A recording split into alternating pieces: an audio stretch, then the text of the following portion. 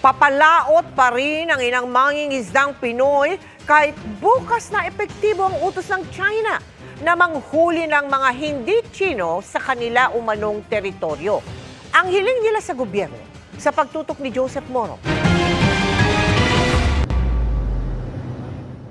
Bukas na ipatutupad ng China Coast Guard ang bagong utos na manghuli at magkulong ng mga banyagang mangingisda na tatawid sa mga inaangking katubigan ng China. Walang sinabi ang China kung ano ang sakop ng bagong direktibang yan, pero inaangkin ng China ang buong South China Sea. Kabilang na ang bahagi kung nasaan ang Baho de Masinloc na hindi lamang nasa loob ng Exclusive Economic Zone o EEZ ng Pilipinas, kundi nasa teritoryo din ng Zambales. Ang ilang mga mangingisda sa Masinloc bagaman may pangamba, lalaot pa rin bukas. May ilan na nga raw na nandun na. Iniisip po namin yun, yung takot, pero mas nangingibabaw po sa amin kasi yung hanap buhay mas importante po kasi sa amin eh. Walang karapatan sila na magpatupad ng ganyang batas. Dahil atin po ang teritoryo na yan. Atin po ang karagatan na yan. Atin po ang West Philippine Sea na nasasakop ng EEZ, Exclusive Economic Zone.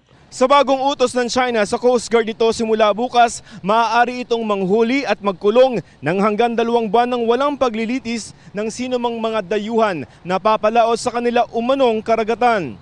Kaya panawagan ng mga Pilipinong mangingisda sa gobyerno, bigyan nila ng pansin ang mga malilit na mangingisda ng West Philippine Sea na sana bigyan naman nila ng proteksyon. Ang nakikita lang po namin talagang nandun, ang klarong-klaro po namin ang mga Chinese militia at saka Chinese Coast Guard. Ayon naman sa National Task Force for the West Philippine Sea, walang dapat ikabahala ang mga Pilipinong mangingisda. Naka-alerto daw ang Philippine Coast Guard at iba pang ahensya ng pamahalaan tulad ng Department of Justice at Department of Foreign Affairs kung may mangyayari manghulihan. They are not trespassers.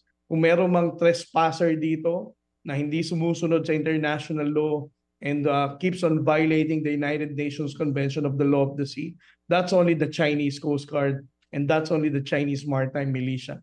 Sila lamang ang walang karapatan para pumunta rito. Nandyan po ang inyong Armed Forces of the Philippines, ang ating Philippine Navy, pati na rin po ang Philippine Coast Guard. So marami po tayong mga pinag-uusapan ngayon na mga hakbangin na nagagawin in order for us to protect our fishermen.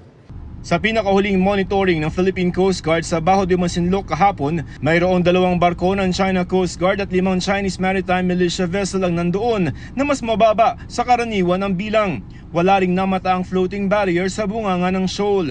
Hindi sa dina-downplay ko itong bagong regulation ng China. Kung talagang they're going to enforce such new regulation, di sana mas mataas na ang bilang ng China Coast Guard na deploy nila dito. Hinihingan pa namin ang pahayag ang China. Para sa GMA Integrated News, Joseph Morong, nakatutok 24 oras.